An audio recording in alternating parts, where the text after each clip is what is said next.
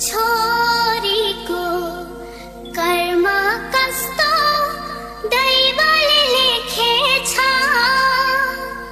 सम्झेर रुन्छ मन मेरो, सम्झेर रुन्छ मन, सम्झेर रुन्छ मन।